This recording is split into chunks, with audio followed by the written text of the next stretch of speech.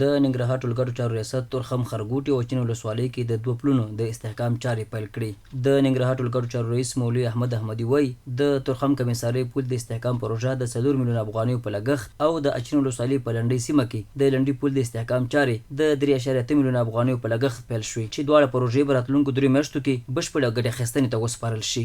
کې داخل د کمیسارۍ مخ ته پل تحکیم کاری او یو د چین ولسوالۍ د لنډۍ پل تحکیم کاری چې دواړې څه کم 8 میلیونه پروژې دي. یوه مو د مشرق سنگر ساختماني شرکت ته په قرارداد ورکول شوې ده او بله حمزه شنواري ته په قرارداد ورکول شوې ده. کاري موده 3 میاشتې ده.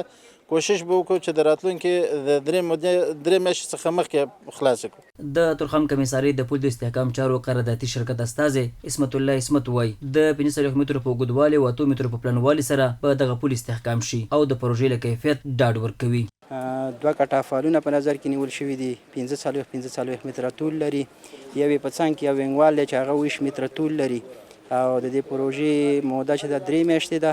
په راتلونکي 3 میاشتو کې به دا تکمیل شي. د فایدامي ریاست د خوا نه تمویلیږي او موږ انشاءالله دا ډاډ درکوو چې دا په ښه کیفیت او کوم مشخصات چې دي د هغې د مطابق به تکمیلیږي.